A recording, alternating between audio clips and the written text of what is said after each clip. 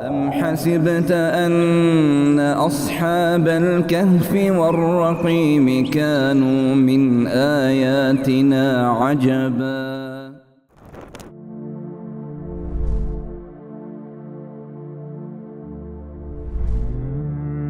I think let's move a little bit forward, sir, because the story that I wanted to pick was Dhulqernain and the two characters which are nowadays talked a lot in social media, Yajuj and Majuj, Gog and Magog.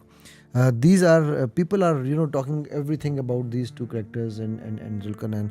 Sir, before we go into the story, my question to you is, the question Yehud and the Quraysh asked was about the two travels of Dhulqernain. So why does Quran brought the third one? That was not asked. Nobody even knew it. Even Yehud did not know about it. Yes. This is very, very interesting thing. And we need to understand, because there are no accidents. Of course. There are no accidents in the world of cause and effect. And Quran is also not hadith. It is qadim. Of course. Okay. Hadith means that it is something doesn't occur to Allah just anytime like this. It doesn't happen like that. Yeah. Allah knows everything from the beginning till end. Absolutely. So why? It is a big why. Why the third story? Why the third story? And which is the most important one, yes. actually. Third travel. Dhulqernain's story is actually that lifts the true, the deeper veils from the mysteries that are intriguing us, our minds since long.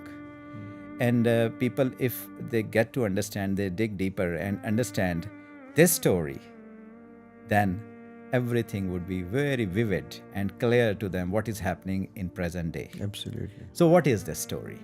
This story, first of all, Dhulqernain had two travels, one towards the western extreme limits and then towards the eastern extreme limits. By the way, do we have information on why did he travel to those extremes? It is like you go to the all corners of the world to spread the word of Allah Almighty. Okay. So it was purely, I would say, preaching tours. Yes, these were actually Dawah trips. True. And he went there, and his actions are so pronounced.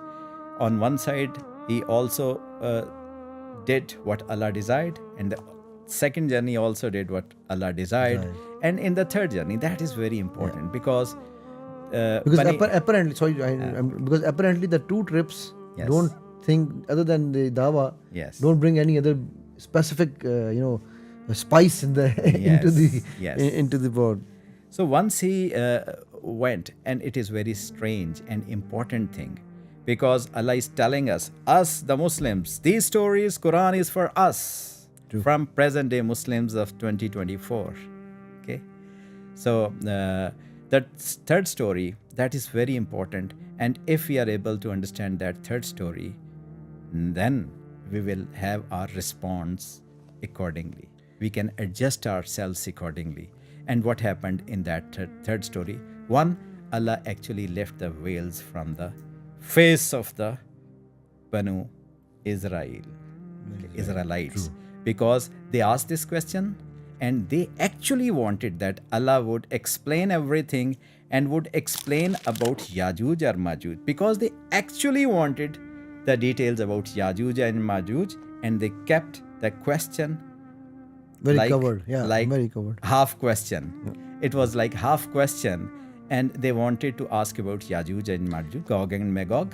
Which we will also discuss that are they just symbolic or they were actual real? Okay. So in that case, what happened? Allah explained this expedition in much details. There are no such details for Dhulqernain's first journey or the second travel, but there are more details, and details in such minute, you can say details, which no one can expect. Because there is a wall which is constructed in this third journey, and mind you, even Baitullah, the house of Allah in Mecca, the details about its construction are there. Very minimal. Yes, but not in such details. Yes, true. Because in this case, Hazrat Dhulqernain, he asked to bring the pieces of iron. Okay, you can say blocks of iron, and blocks of iron, they were used like bricks. True. And a wall was created, and over that wall, the molten copper that was spilled. This is very, very interesting. And there was Do you mind if I call it the height of metallurgy? yes, it is extreme engineering. Epitome of you are a civil engineer, I am a mechanical engineer. You can call it extreme professionalism. Allah is telling us that my people, the people with a faith, has to be extremely professional and on the top. Yes, top notch. There is no second. Yes, that is why Allah is telling this story to me. This is very important for me in all the professions, wherever I am or you are.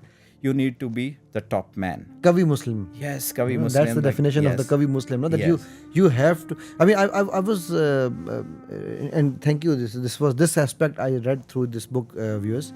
Karan Sahib had mentioned it, that the technological advancement that Allah Subhanahu wa Taala, and Allah Subhanahu wa Taala actually is also telling us, you can mold this metal, you can mold that metal, and you can do things. So it's a complete metallurgical.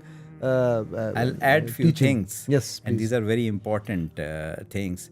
Another thing is that there is use of furnace in this case also. Use of furnace. Because blowing it. of heat was done to for molting the copper, the melting of the copper. And over here, let me give you two details. Very important. Rather, three details. One is, what is the melting point of copper? I think 1400? Yes, 1400 to 1600. 1600, yeah. Okay. So copper doesn't melt. We don't make walls like this. No. Allah is telling us, we call it the era of the stones. Yes. Mind you, It's this the is latest, not era. Allah even is not today, telling. we don't melt copper like that. Yes, we don't make walls like this. Yes. So Allah is telling us it is something very serious, very important, which we need to understand.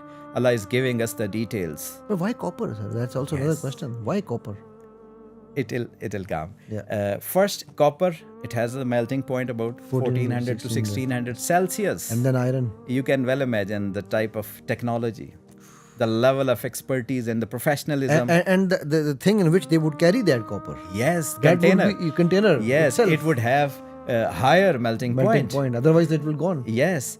So then iron. Iron's that is 1800. around 1800 to 2000 Celsius. It doesn't melting point of iron is like. And then again, the 1800. container has to be more.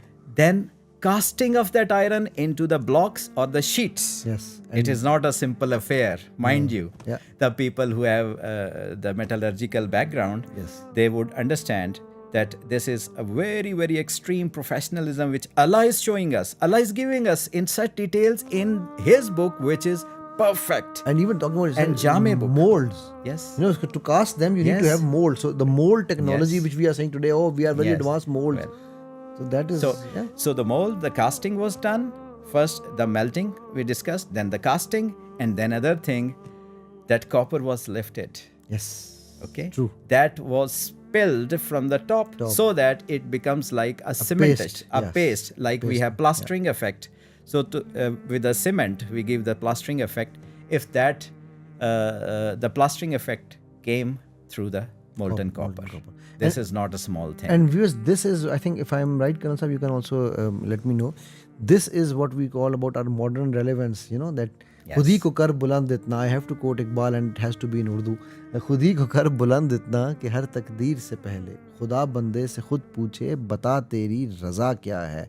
Lift yourself to that level that before Allah even writes your destiny, He will ask you, what is that you want?